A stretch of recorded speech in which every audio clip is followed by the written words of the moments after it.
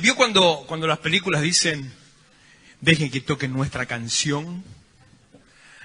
Pidamos que toquen nuestra canción.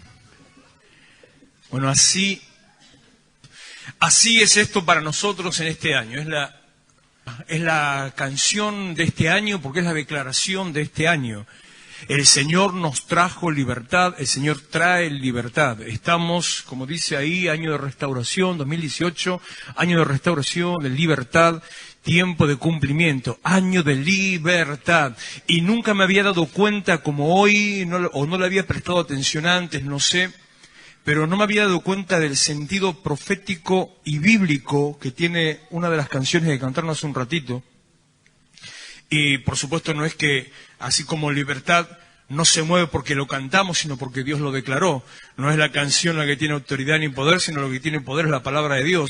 Lo mismo sobre esto que les quiero mencionar, sobre esa canción, La Tierra Canta, porque no me había, como le decía, no me había dado cuenta del sentido espiritual y bíblico, profético y bíblico que tiene. A veces las canciones, más las canciones de este tiempo, nada, son un montón de palabras y no otra cosa, nada más, y bueno, uno tiene que buscar en medio que Dios se mueva, pero es profundo lo que estaba diciendo. Hoy el Señor se movió en libertad profundamente, trayendo libertad. Usted capaz que ahora no lo siente, pero algo pasó en su vida, algo pasó en su interior, y quiero, aunque parece un despropósito esto, preste atención, no cantando, sino yo le voy a leer la letra de esta canción y se lo voy a acompañar con la Biblia. Se abren los cielos, se escucha un sonido celestial, unido a las voces de un pueblo que te quiere adorar. El Espíritu de Dios se mueve libre en este lugar. El Padre alegre está al ver la novia unirse a adorar. Y se escucha, la tierra canta, el cielo adora, y todos gritan que tú eres santo. Ángeles se unen hoy, cantamos a una sola voz. Santo, santo. Cada una de las declaraciones tiene un sentido bíblico, totalmente bíblico y profundamente profético y espiritual en este tiempo. No son cosas agarradas de los pelos, no son frases buscadas para rimar, sino que están trayendo la confirmación de la palabra de Dios. Dice Isaías capítulo 6, versículo 1 al 3. En el año que murió el rey Usías, vi yo al Señor sentado sobre un trono alto y sublime, y su falda llenaba en el templo. Creo que la semana pasada leí este texto también. Por encima de él, por encima del Señor, había serafines. Usted sabe que, bueno, si no sabe, yo se lo cuento ahora. Cuando se estudia, le voy a decir una palabra fea, angelología. No de las campanitas de los ángeles, sino estoy hablando de teología bíblica. En teología bíblica hay una materia dentro de la materia de teología, en el segundo año de teología bíblica hay una materia que se llama angelología. La verdad que el que le puso el nombre, no sé, que se dedique a otra cosa porque para poner nombre no sirve. Es el estudio de los ángeles. Una cosa muy curiosa porque se ponen a estudiar los ángeles y nadie en realidad sabe bien exactamente qué son, cómo funcionan. Nadie sabe mucho respecto de los ángeles, pero bueno, algunos se puso a escribir un libro sobre los ángeles en forma bíblica. Lo único que yo tomo de eso a ciencia cierta, con conocimiento, es la clasificación que da de los ángeles según lo que la Biblia va mostrando, porque en distintos pasajes aparecen distintas manifestaciones de ángeles. Entonces, estos que escribieron ese libro de teología hacen una clasificación de los ángeles. Empieza con el rango más alto de los ángeles, que es lo que se llama el ángel de Jehová, que no es otra cosa más que una manifestación visible de Dios mismo o de Jesucristo, lo que se llama una teofanía o cristofanía. Uy, qué aburrido me puse en profesor de teología. Es la aparición de Dios, una manifestación de Dios, una aparición, como le ocurrió a Abraham en un momento determinado, cuando se le aparece, dice, un varón al cual él viene a preparar unos cabritos en ofrenda, y entonces él le dice, saca tus pies porque esta es tierra santa, y de golpe se da cuenta Abraham que estaba delante de Dios. Ese es el ángel de Jehová, la manifestación de Dios, la categoría más alta de las manifestaciones angelicales. Bajando de ese nivel, vamos a podríamos decir, sin hablar de rangos, por autoridad, nos encontramos con 3 tipos de ángeles. Me estoy ordenando en mi cabeza porque hace años que no doy clase de esto, pero entonces me estoy acomodando un poquito en la cabeza. 3 tipos de ángeles. Uno son los ángeles comunes, el segundo son los serafines y los terceros son los querubines. Así es lo que dice el libro, no la Biblia. Busca más o menos acomodar ángeles, serafines y querubines. Ahora bien, ¿qué es lo que la Biblia enseña exactamente respecto de ángeles, serafines y querubines? Que los ángeles son seres enviados por Dios para determinar los propósitos de Dios sobre la tierra y que traen un mensaje. Los ángeles traen mensaje de Dios, como aquel que se le apareció a María y le dijo, el Espíritu del Señor está sobre ti y ¿cómo se dice? Y el poder del Altísimo te cubrirá con su sombra y el ser que nacerá en ti será llamado el Hijo de Dios. Un ángel trae a María un mensaje de parte de Dios. Esa es la función angelical. Es más, el nombre ángel significa mensajero, porque es el que trae el mensaje de Dios. Pero querubines y serafines no son en realidad ángeles. Así que el libro de teología ahí le pifia mal. No son ángeles, sino que son simplemente seres espirituales que tienen una ubicación específica en la historia y en la manifestación bíblica, que aparecen en determinados momentos y nada más. ¿Quiénes son los querubines? Los querubines son unos seres espirituales que aparecen en la presencia de Dios y que están graficados en el arca de la presencia de Dios y que hablan de la gloria de Dios. O sea, los querubines son seres... uno piensa en querubines y tiene una tradición católica o del mito popular, ve esos angelitos medio regordete con cara de bebotes y con 2 alitas chiquitas y dice, esos son los querubines. No, nada que ver. Saques esa imagen de la cabeza porque nada que ver. Seres espirituales que hablan o muestran la gloria de Dios. Es más, haciendo un análisis, y sigue chillando esto, haciendo un análisis de la Biblia en hebreo, en el original, daría la sensación de que estos seres espirituales son bastante feos. Son bastante feos. Pero no porque tengan que ser lindos, ni son monstruosos, ni demoníacos, sino que lo que hacen es manifestar el poder de Dios, la gloria de Dios, mostrar. Por eso se muestran como algo fuera de lo, sobrenatural como lo que son. Y en definitiva a lo que dice este versículo, los serafines. Tampoco son ángeles, sino que son seres espirituales que se encuentran en la presencia de Dios. Literalmente la palabra serafín o serafines, como dice en plural, significa llamas de fuego. ¿Por qué llamas de fuego? Esa es la traducción del hebreo, del sheraf. Llamas de fuego, como si usted viera, imagínese, como si estuviera en el medio aquí, truenos, relámpagos que se empiezan a mover, como chispazos de fuego que se empiezan a mover, como si fuera los fogonazos cuando a veces se produce un cortocircuito. Eso es lo que veían los profetas y a eso lo llaman serafines, llamas de fuego. Estas llamas de fuego, dice 6.2, por encima de él, por encima del Señor, en el trono, había serafines, llamas de fuego. Cada uno tenía 6 alas, con 2 cubrían sus rostros, con 2 cubrían sus pies, y con 2 volaban. Las alas representan la omnipresencia de la gloria y el poder de Dios y que estaban en todos lados. Usted no se asuste que yo voy a un lugar específico con todo esto que le estoy aburriendo. Sé hacia dónde voy con todo este cuento que le estoy haciendo. No estoy divagando solamente. A veces divago, pero o mejor dicho, a veces divagaba, pero ya quedó en la historia todo eso. Estos seres espirituales, estas llamas de fuego, alrededor del trono de Dios, todo el tiempo, su trabajo, por decir así, imagínenselo, volando alrededor del trono de Dios y todo el tiempo diciendo, lo lee ahí, lo tiene en la Biblia, ¿qué dice? ¿Qué dice? Hable, hombre, no tenga miedo.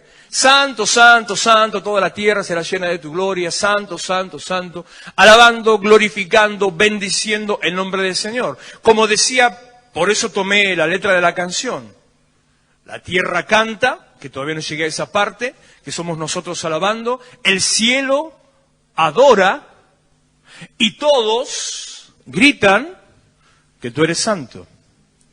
Podemos llamar a eso el pico más alto de la adoración.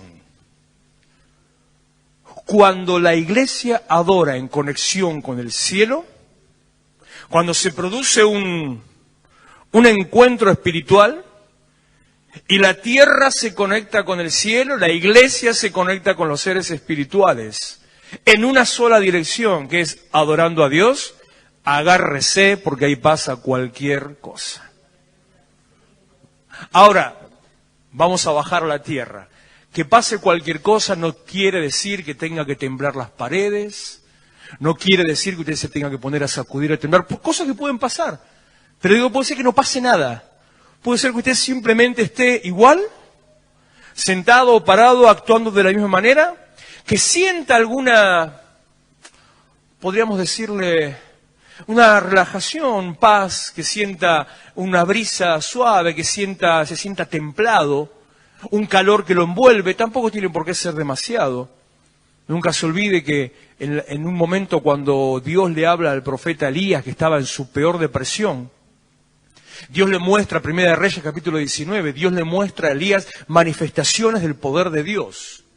Lo que los hombres buscamos, queremos ver las cosas de Dios. Entonces le muestra y dice, Primera de Reyes 19, dice que venía un fuego, tremendo fuego, un tremendo torbellino, un terremoto. Las tres cosas que muestra y claramente dice, pero Dios no estaba en el fuego, Dios no estaba en el terremoto, Dios no estaba en el torbellino. Son manifestaciones, son cosas que Dios hace, pero no quiere decir que Dios esté.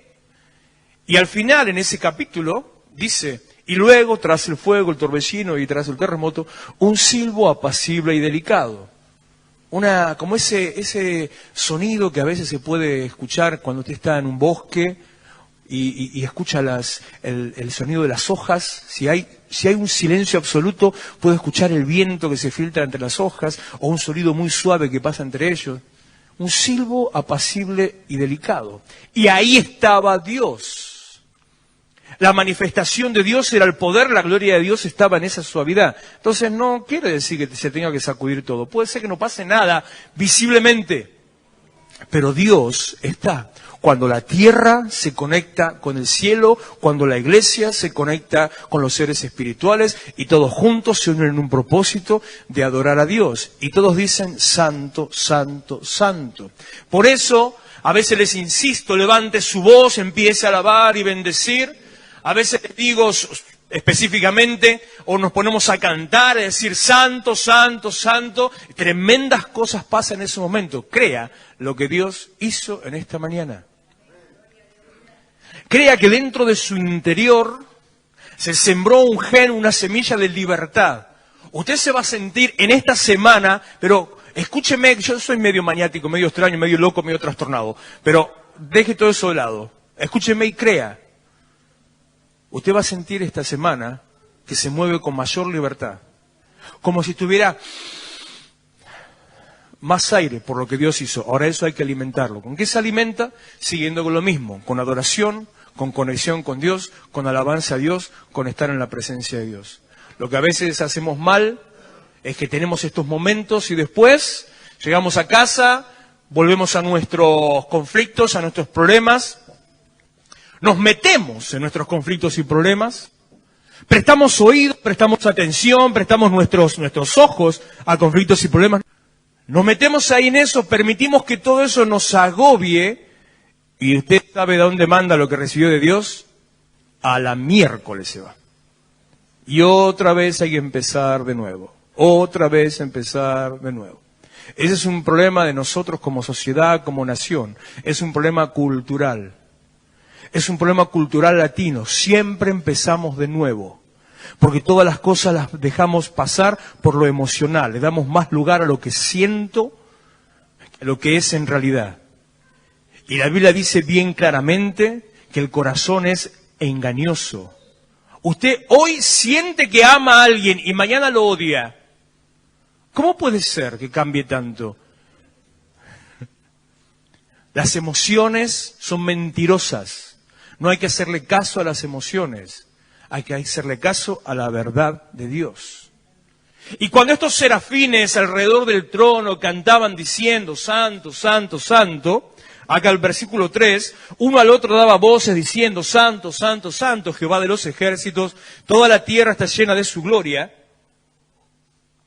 Los quiciales de las puertas se estremecieron con la voz del que clamaba, y la casa se llenó de humo. Entonces dije, Isaías, dije, ay de mí que soy muerto, porque siendo hombre inmundo de labios y habitando en medio de pueblo que tiene labios inmundos, han visto mis ojos al Rey Jehová de los ejércitos. Y voló hacia mí uno de los serafines, y teniendo en su mano un carbón encendido, tomado del altar con unas tenazas, y tocando con él sobre mi boca, dijo, he aquí que esto tocó tus labios, y es quitada tu culpa, y limpio tu pecado. Después oí la voz del Señor que decía, ¿a quién enviaré? ¿Quién irá por nosotros? Entonces respondí yo, heme aquí, envíame a mí. Cuando la tierra se conecta con el cielo, cuando la iglesia se conecta con los seres espirituales, viene la transformación.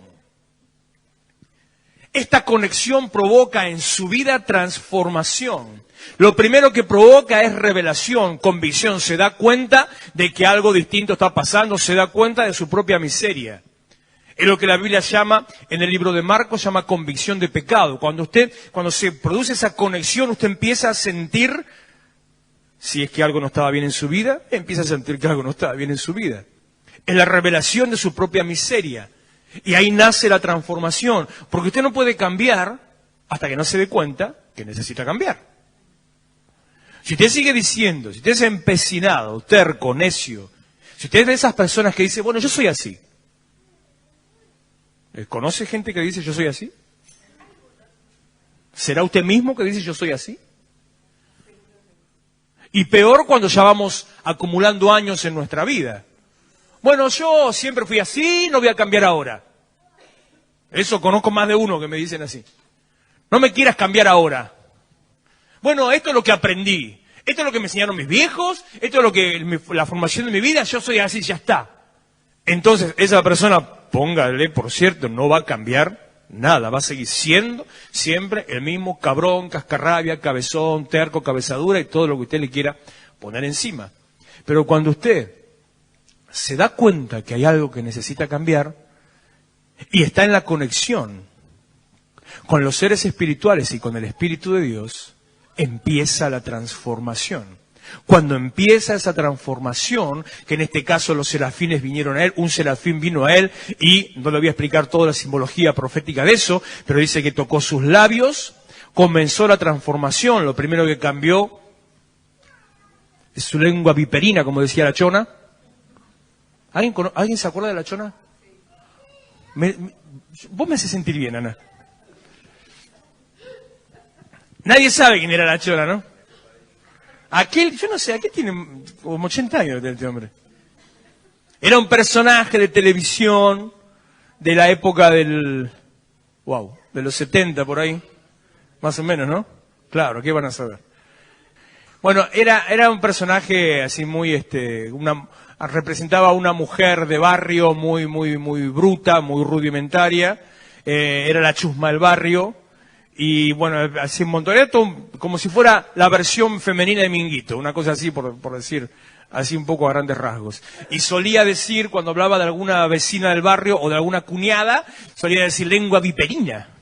La lengua viperina se le llama a la lengua de la víbora, por eso es lengua viperina. Entonces, lo primero que hace el Señor en nosotros cuando nos damos cuenta de esa necesidad de cambio, al haber sido confrontados con la presencia de Dios, porque nos conectamos con Dios, viene la transformación, y lo primero que se transforma es nuestros labios. No es que se pone colágeno, eso, no. Cambia nuestra manera de hablar. Que si usted solamente lo deja en, aprendo un léxico nuevo porque estoy en la iglesia, es una cosa y no sirve para nada. Pero si usted eso lo adquiere para dejar de decir las cosas que dice, comienza la transformación en su interior. Esas cosas que dice, por ejemplo, él, está bien que estaba teniendo convicción de pecado, pero más allá de la convicción, dijo de golpe, soy muerto. Soy hombre muerto. Se maldijo a sí mismo. Como había dicho hace un mes que hablamos de esa mujer en la historia de Elías, aquella a la cual viene él a pedirle que le prepare comida, y dice, no tengo nada para preparar, tengo el último poco de aceite, el último poco de harina, voy a cocinar una torta y nos vamos a dejar morir con mi hijo. Se maldice a sí mismo. Como el mismo Elías había dicho en ese mismo capítulo, al principio del capítulo, diciendo, nunca más va a llover sobre la tierra. Trajo maldición sobre sí mismo. ¿Cuál fue la consecuencia? Se secó el arroyo y tuvo que salir de la ciudad porque se estaba muriendo de hambre. Nosotros cosechamos la siembra de nuestras palabras. Había una vieja novela por ahí, de esa te tenía que acordar, que se llamaba Cosecharás tu siembra. Ah, ¿viste cómo la sé? Cosecharás tu siembra. Era bíblica. Porque por lo menos tenía el nombre. La Biblia dice bien claro, todo lo que el hombre siembre, lo mismo que.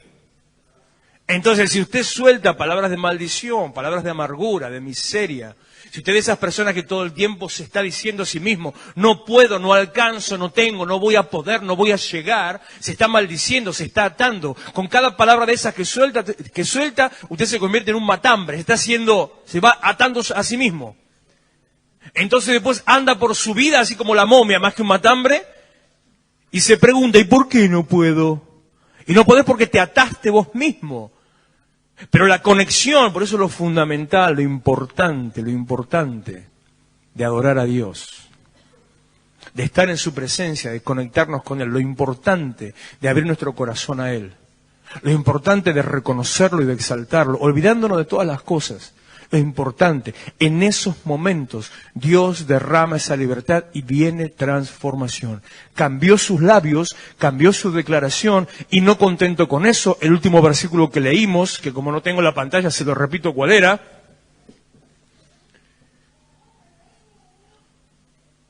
Versículo 8.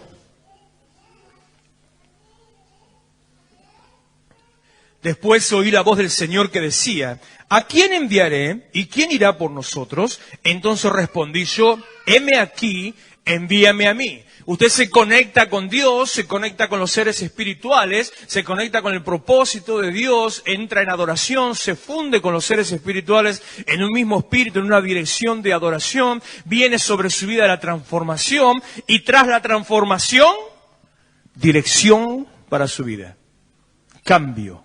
Y la palabrita que, bueno, recién la dije, que ya algunos se están aburriendo que la diga todo el tiempo y la voy a seguir diciendo. Propósito. Y me estoy dando cuenta, esta mañana me pasó algo extraño. Me estoy dando cuenta que no es solamente una manía mía, porque yo a veces pienso que las cosas son manías mías. Me estoy dando cuenta que es Dios que está moviendo las aguas en ese sentido. Porque me llega esta mañana temprano un mensaje de un pastor amigo del sur de Río Gallegos, en medio de un devocional, y no recuerdo exactamente toda una frase que decía, pero decía algo así parecido, algo así como esto.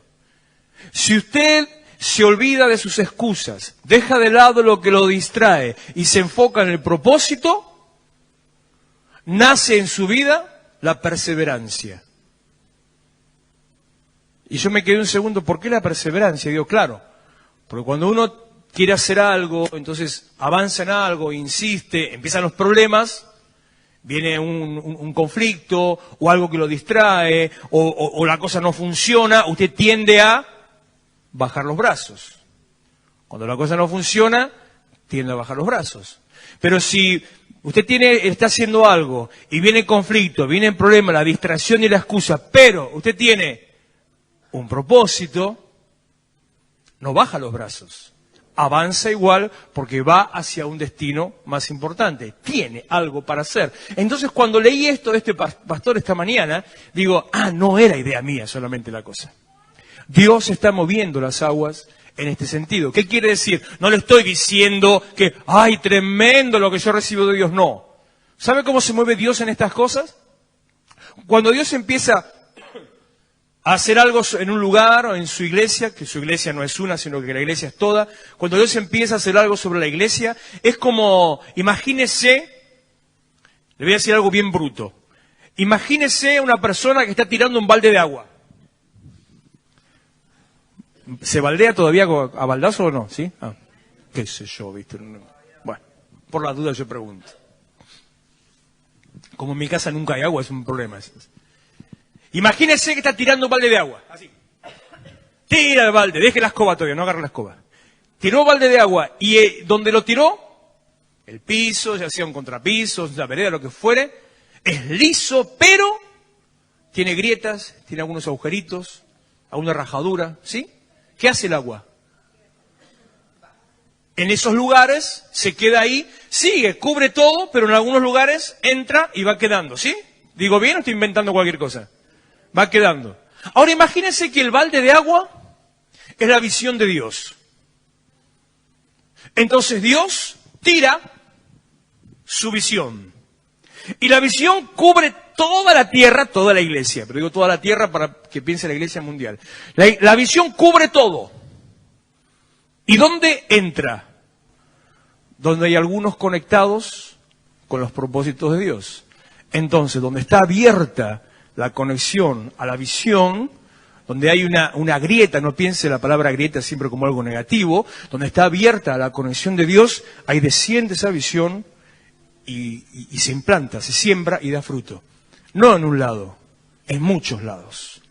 Y usted puede comprobar, y le hablo a nivel ministerio, a nivel iglesia, usted puede comprobar cuando algo realmente es de Dios, cuando una misma cosa, una misma dirección, una misma forma de hablar, una misma línea de predicación, de golpe se entera que fulano por allá está diciendo lo mismo, el otro de allá está hablando del mismo tema. Ahí se da cuenta que Dios está haciendo algo. Por eso insisto, Dios está dirigiendo a su iglesia a su propósito. Tenemos que nosotros conectarnos con el propósito de Dios para poder alcanzar lo que Dios quiere hacer. Y cuando alcanzamos lo que Dios quiere hacer, nosotros somos bendecidos por lo que Dios va a hacer en medio de lo que está haciendo. Le vuelvo a decir, y me gustó eso, aunque suena chocante, pero me gusta verlo así. Dios es egoísta. Dios hace las cosas solamente para Él. Dios las hace para su bendición, para ser exaltado y para su propósito. Entonces nos pone a nosotros para que hagamos las cosas para Él, para que Él sea bendecido, por decir de cierta manera. Pero cuando nos encolumnamos ahí, vamos todos hacia lo que Él quiere, cuando Dios alcanza eso que Él quiere para sí mismo, ¿a que no sabe quién es el que recibe la bendición? Entonces, este sistema que a nuestra carne le puede parecer egoísta, es el sistema de bendición de Dios. Por eso es que tenemos que aprender a poner a Dios primero. Porque cuando usted piensa en Dios como egoísta es porque lo piensa desde un punto de vista netamente humano. Lo piensa en lo carnal. Dios no es egoísta. Por supuesto que no, pero digo, nosotros lo pensamos así. Bueno, Él busca las cosas para sí y nosotros somos los bendecidos. Acompáñeme a Hebreos, busque Hebreos, capítulo 1, versículo 7, que le voy a sorprender con algo. Hebreos capítulo 1, versículo 5, vamos del 5, porque a veces cuando queda medio así descolgado no se entiende bien. Porque ¿a cuál de los ángeles dijo Dios jamás, mi hijo eres tú? Yo te he engendrado hoy, y otra vez, yo seré a él padre, y él me será a mi hijo. Y otra vez, cuando introduce al primogénito en el mundo, dice, adórenle todos los ángeles de Dios. Está hablando de Jesucristo, está hablando del enviado de Dios, está hablando y diciendo, después lo dice bien claro, que Jesucristo es superior a todo ser espiritual. Ese es el concepto de la enseñanza de este capítulo, de este pasaje. El versículo 7 dice, ciertamente de los ángeles dice, el que hace a sus ángeles espíritus y a sus ministros, Hebreos capítulo 1, versículo 7.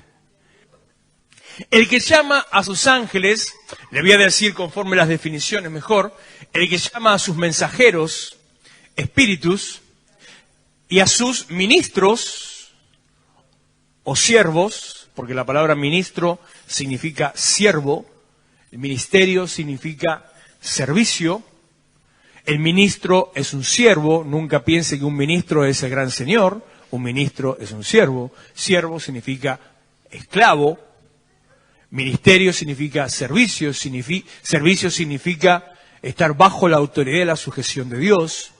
No existe acá los grandes siervos, no existen los grandes ministros, no coincide, no pega. No se puede ser gran siervo, no se puede. Él llama a sus ángeles espíritus y a sus siervos, ¿cómo los llama? llamas de fuego. Los siervos de Dios, los que hacen la obra de Dios, los que se toman y avanzan en el propósito de Dios, hacen la voluntad de Dios, Dios dice que son llamados llamas de fuego.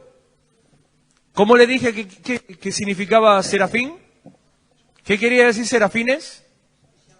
Llamas de fuego. ¿Dónde están los serafines? En Isaías capítulo 6. ¿Cuál era el lugar de los serafines? En el trono haciendo ¿qué? Tomando mate. Comiendo chipa. Adorando, eso. Adorando y todo el tiempo diciendo, santo, santo, santo. Ahora, unamos estas dos cosas. Vamos a hacer como en la escuela. Sí, solo sí. Esto implica, como una simple regla de 3, si los ministros somos llamas de fuego, y las llamas de fuego tienen que estar en el trono adorando, ¿dónde tiene que estar usted? En el trono, adorando. Les voy a decir un poquito más profundo. Y esto desde el plano profético. O sea, desde el plano de Dios. Lo saco de lo terrenal y lo llevo para que mire un poco, si se pudiera, pero que lo mire desde el plano de Dios. ¿Cómo Dios ve esto que se está diciendo? Cuando Dios dice a través del profeta, y está diciendo en el libro de Isaías, que los serafines estaban alrededor del trono con sus alas volando, revoloteando y dando gloria a Dios, ¿sabe qué es lo que está diciendo? ¿O a quién estaba viendo Dios? ¡Apa! Es profundo y profético, a veces no se entiende. Dios estaba viendo a la iglesia reunida alrededor de la presencia de Dios, cantando y adorando y diciendo santo, santo, santo. Esos seres espirituales son la iglesia, alrededor del trono de Dios. Cuando la iglesia se reúne alrededor del trono de Dios, usted tiene revelación de su miseria y de la grandeza de Dios, usted es transformado y encuentra un propósito. Por eso todo empieza estando delante del trono de Dios. Romanos capítulo 8, unos minutos más, versículo 14. Porque todos los que son guiados por el Espíritu de Dios, estos son los hijos de Dios. Son guiados por el Espíritu de Dios, aquellos que se conectan con el propósito de Dios, aquellos que se conectan con la voluntad de Dios y que permiten ser guiados hacia lo que Dios quiere hacer. Son guiados por el Espíritu de Dios los que dejan que Dios nos diga a dónde. Los que permitimos o intentamos permitir que Dios rompa nuestra personalidad. Creo que de parte de Dios es el punto más complicado con la humanidad. Y con los argentinos más todavía. Romper nuestra personalidad. Porque nosotros, como humanos, como hombres, como latinos, como argentinos, aprendemos a arreglarnos por nosotros mismos, a resolver conflictos, a resolver problemas, a arreglarnos las solas. No permitimos que nadie se meta, que nadie nos dirija. No permitimos que nadie decida por nosotros, ¿no? ¿A usted le gusta que le digan lo que tiene que hacer? Imagínese en su trabajo, en su casa, sus tareas cotidianas, no una cosa complicada. Algo cotidiano. Está preparando una sopa. Miren, ¿es difícil preparar una sopa? Está preparando una sopa y viene... Viene su suegra. Y le dice, así no. Se hace... No hay mucho secreto en una sopa, ¿no? Pero bueno. Se pone caldo después. ¿Qué sé yo? ¿Le gusta que le diga eso?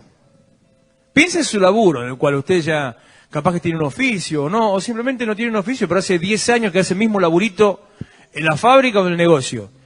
Y aparece uno nuevo y le dice, estás haciendo mal. ¿No le da ganas de bendecirlo? Como le dije yo una vez a uno, hace muchos años, mira, te deseo que Dios te dé la gracia más grande, el favor más grande que todo cristiano espera. Bueno, gracias, ¿qué es eso? Que te mueras y te vaya con él, le dije. De verdad le estoy diciendo entonces. De verdad. ¿Es una bendición o no? Pablo dice que es mejor estar con él que estar en la... ¿No dice así? Bueno, entonces no dije nada malo. No fue una maldición. Era un deseo de bendición. Entonces, decía, los que permitimos ser guiados por el Espíritu de Dios, estos son hijos de Dios. Porque no han recibido el espíritu de esclavitud para estar otra vez en temor. No habéis recibido el espíritu de esclavitud para estar otra vez en temor, sino que han recibido el espíritu de adopción, por el que aclamamos Abba Padre. El Espíritu mismo da testimonio a nuestro espíritu de que somos hijos de Dios. Y si hijos, también herederos, herederos de Dios y coherederos con Cristo, si es que padecemos juntamente con Él, para que juntamente con Él seamos glorificados.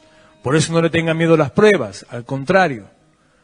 Permita las pruebas, acepte las pruebas. Dios lo está transformando. Isaías estaba padeciendo cuando de golpe vio la visión de Dios y dijo, ¡ay de mí que soy muerto! No le tenga miedo a las pruebas. Leí algo ayer que decía algo así como que le pedimos a Dios que nos cambie y no permitimos que las pruebas lleguen a nosotros, cuando Dios envía las pruebas justamente para cambiarnos. No se asuste, fortalézcase en Dios, busque, póngase un punto fijo en el cual avanzar, aunque todo parezca que tiembla, que se sacude, mire hacia dónde, al propósito de Dios, y no se detenga. Dios lo va a bendecir, Dios lo va a sorprender.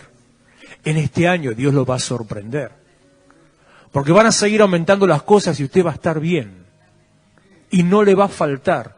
Y la gente se va a estar quejando y van a andar haciendo piquete todos los días por todos lados. Y ahí va a tener que luchar con su paciencia, yo primeramente.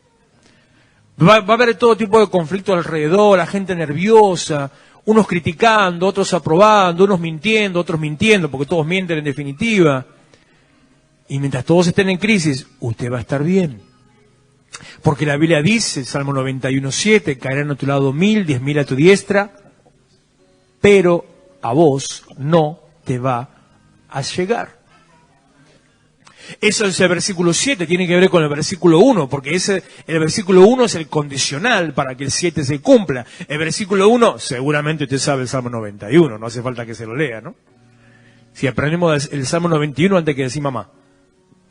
El que habita al abrigo del Altísimo morará bajo la sombra del Omnipotente. Entonces, condicional, si usted habita al abrigo del Altísimo, viviendo bajo la sombra del Omnipotente, estando conectado con Dios, permitiendo ser guiado con Dios, a usted no le va a llegar. Porque son necesarias las tinieblas sobre la tierra para que resplandezca la luz de Cristo en medio de la iglesia. Entonces usted va a ser bendecido, usted va a ser prosperado y se va a sorprender este año. Pero sigamos leyendo porque estamos en Romanos, no en el Salmo 91.